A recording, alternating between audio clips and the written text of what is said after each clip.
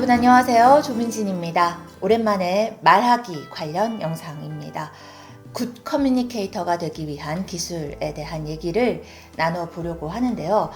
저 또한 통달한 거는 아니고 하지만 염두에 두고 늘 지향하고 있는 바 세 가지를 꼽아보겠습니다. 사실 제가 채널에서 글쓰기 얘기를 더 많이 했고 또 글도 우리가 서로 진지한 소통을 하는 멋진 수단인 게 맞지만 저는 사실 말하기에도 관심이 많습니다. 일상적으로는 대화든 스피치든 우리가 말로 커뮤니케이션을 하죠. 그래서 이번 영상에서는 특히 누구에게나 도움이 되도록 쉽고 핵심적인 말의 기술을 나눠볼 겁니다. 첫째, 말할 때는 주의를 끌어야 합니다. 내가 말을 하면 사람들이 잘 들어야 됩니다. 그래야 내 말이 의미 있어지죠. 그럼 어떻게 주의를 끌 건가? 잠시 멈춰야 됩니다. 공백이 있어야 되는 거죠. 캐주얼한 대화에서나 공식적인 스피치에서나 잠깐 스톱, 멈춰야 사람들이 내가 한 말을 곱씹고 다음 말을 기다립니다. 대화에서라면 내가 말하다가 잠시 멈추면 상대가 반응을 보일 수 있는 기회를 얻을 것이고, 공식적으로 스피치할 때 잠깐 포즈를 두면요, 잠깐 쉬면 행여라도 딴 생각에 빠졌던 사람들이 다시 나를 쳐다볼 겁니다. 책 한 권 소개하겠습니다. 제임스 휴스라고 화술 리더십 전문가였고 또 역대 미국 대통령 연설문 썼던 작가인데요. 지금은 숨졌습니다. 세계 최고의 화술이라는 책이 국내에 나와 있는데 부제가 성공한 리더들의 화술 법칙입니다. 실용적으로 의미 있게 쉽게 읽을 수 있는 책입니다. 여기서 제가 앞서 말씀드렸던 멈춤과 관련해서 나오는 팁을 한 가지만 소개하겠습니다. 자, 일명 보고, 멈추고, 말하기 기법입니다. 대화보다는 스피치 기법이긴 하지만 본질은 대화에서도 마찬가지입니다. 처칠, 루스벨트, 레이건이 사용한 기법이래요. 3S인데 See, 보고, Stop, 멈추고, Say, 말하기. See, Stop, Say를 반복하는 겁니다.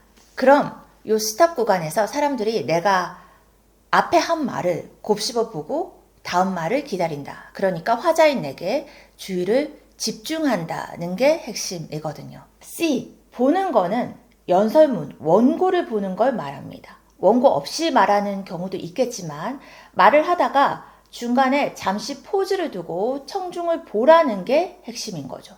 원고 대신 PPT인 경우도 마찬가지고요. 이 책에서 연습하는 방법을 알려줍니다. 아무 신문이나 한번 꺼내서 시험을 해보래요. 잠깐 소개하면 제가 최근에 한겨레 토요판에 쓰고 있는 꿈꾸기 좋은 날 연재는 경어체로 쓰고 있는데요. 최근에는 책이든 신문이든 진짜 말하듯이 이렇게 높임말로 글을 쓰는 경우가 많죠. 그러니까 그런 원고들을 한번 찾아서 연습해 볼 수 있지 않을까? 막간을 이용해서 한번 제 연재도 어필해 봤습니다. 아무튼 테이블 같은 걸 연단으로 삼아서요. 신문을 펼쳐놓고 그걸 원고라고 생각하고 기사를 보고 머릿속에 읽을 문장을 찰칵 사진을 찍는 겁니다. 그리고 눈앞에 특정 사물에 시선을 두고 청중인 양 바라보는 거죠. 우리는 인형 두고 연습하기도 하죠. 그래서 원고 보고 고개를 들고 바라보면서 잠깐 멈추고 기억했던 문장을 자연스럽게 말하는 겁니다. 제가 방송 기자를 할 때를 떠올려 봐도요. 원고를 한번 보고 카메라를 보면서 자연스럽게 말하는 걸 잘하면 방송 잘한다 소리를 듣게 되거든요. 그래서 설령 앞에 프롬프터가 있어도 가끔씩 원고를 내려다보면서 연출을 할 때도 있습니다. 오히려 자연스러워 보이기 위해서요. 생각보다 많은 분들이 말을 할 때 원고를 다 외워야 한다는 강박을 갖고 있죠. 저도 좀 그랬고. 근데 그렇게 원고 없이도 자연스럽게 말한다면 그것도 아주 훌륭한 일이지만 너무 외워야 한다는 압박을 느낄 필요는 없습니다. 원고를 써왔다는 거는 그만큼 준비를 했다는 얘기고 단지 얼마나 자연스럽게 얘기하느냐가 항상 중요하기 때문에 말씀드렸듯이 줄줄 읽는 게 아니라 보고 스탑하고 말하고 이 스탑 구간에서는 자신 있게 청자들과 아이 컨택을 하면 좋다는 얘기입니다.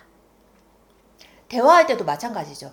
혼자 계속 자기 말만 하면 아무리 좋은 얘기라도 듣는 사람 피곤합니다. 그쵸? 자, 원고가 있다면 원고를 보다가 고개를 들고 잠시 정지해야 하는 이유, 저자는 이렇게 말합니다. 178쪽. 고개를 든 뒤 왜 잠시 정지해야 하는가? 보통 고개를 드는 순간에 말이 나오기 십상이다. 말하는 사람은 정지 시간이 너무 길어지는 것에 불안감을 느끼며 말을 빨리 하려는 속성이 있다. 당신에게는 그 몇 초가 영겁 같은 세월일지 모르지만 청중들에게는 찰나의 순간이다. 그 시간의 청중들은 앞의 말에 종지부를 찍고 다음 말을 기다리며 방금 한 말을 음미한다.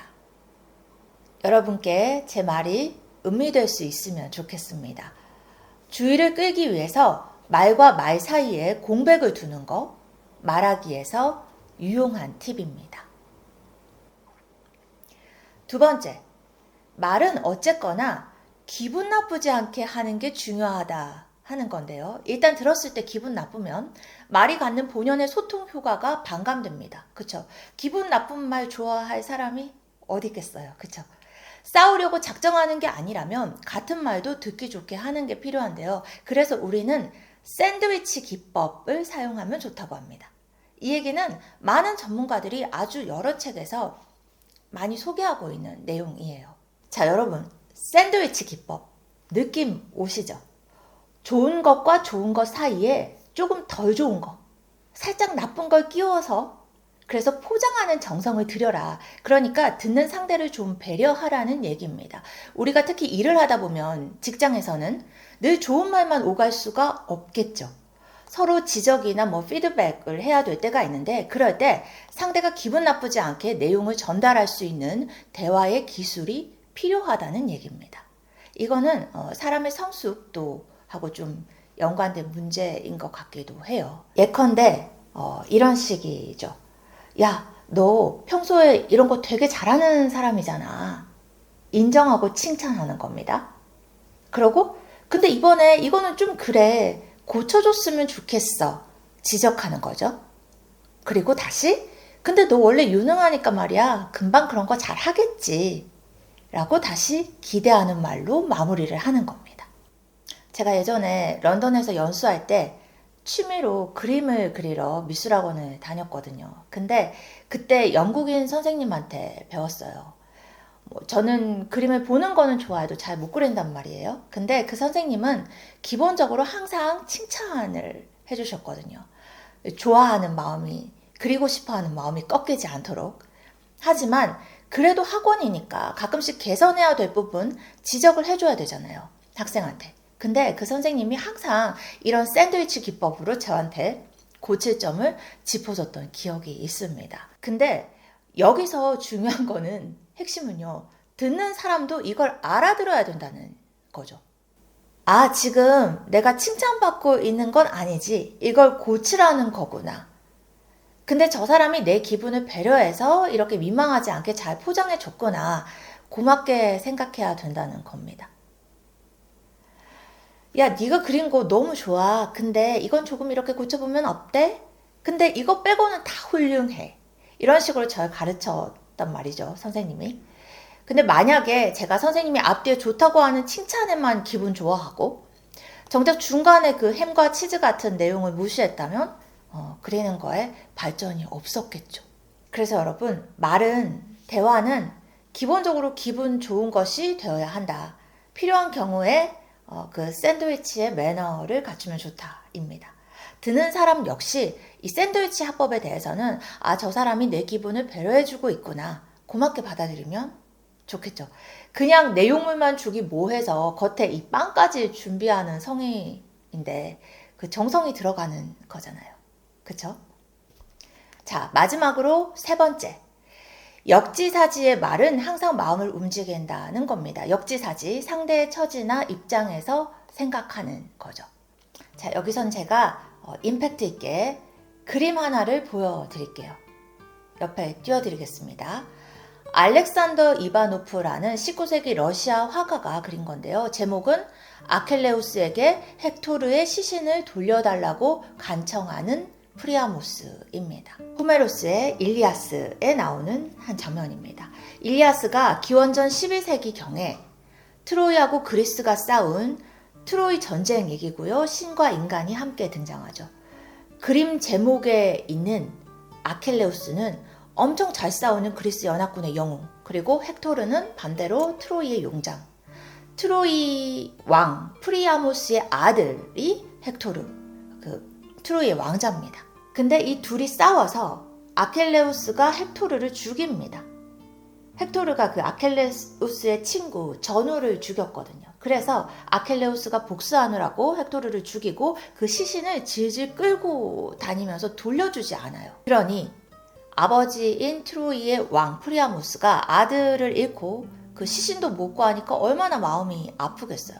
그래서 그림 제목 그대로 왕이 아들의 시신을 돌려받으려고 적진으로 들어가서 아킬레우스한테 간청하는 장면입니다. 이 그림이. 읽으면 굉장히 슬픈 대목이에요. 자, 이 그림 속에서 프리아모스가 뭐라고 말하면서 시신을 돌려달라고 하나. 일리아스에는 이렇게 나옵니다. 아킬레우스여, 또 아버님을 마음에 생각하시고 이 몸을 가엾게 여겨주십시오. 내 아들들을 죽인 무사의 얼굴에다 손을 내밀고 있으니 말이오. 프리아모스가 아킬레우스한테 너도 아버지가 있지. 니네 아버지가 나처럼 이렇게 아들을 죽인 사람한테 가서 애원하고 있다고 생각해봐. 나 얼마나 불쌍하니? 라고 말한 거죠. 입장 바꿔 생각해 달라는 얘기입니다. 그랬더니 피도 눈물도 없을 것 같던 아킬레우스가 자기 아버지를 생각하면서 함께 울어버립니다. 그리고 헥토르 시신을 돌려주죠. 여러분, 일리아스를 바탕으로 만든 영화 트로이 보셨어요? 거기서도 이 장면이 되게 슬프거든요. 저는 눈물이 나더라고요. 아무튼 프리아모스는 아킬레우스한테 역지사지해달라는 말을 그대로 해서 마음을 움직인 거지만 기본적으로 내가 듣는 사람의 입장에서 말을 해주면 역시 그 사람의 마음이 움직이기가 쉽습니다. 그쵸? 스티븐 킹이 쓴 유혹하는 글쓰기란 책 유명하죠. 원제는 On Writing, 쓰기에 관하여인데 국내 출판사에서 제목을 더 잘 지은 것 같습니다. 소통을 전제로 하는 쓰기 말하기는 기본적으로 사람의 마음을 주의를 끌어야 성공합니다. 쉽게 말해서 유혹이 돼야 잘 들리고 읽힌다는 거죠. 나에게 집중시키자. 기분 나쁘지 않게. 역지사지로 마음을 움직이자. 좋은 말 하기를 위한 3가지 나눠봤습니다. 그럼 여러분 구독과 좋아요, 기분 좋은 댓글로 함께 해주시고요. 좋은 날 되세요. 또 뵐게요.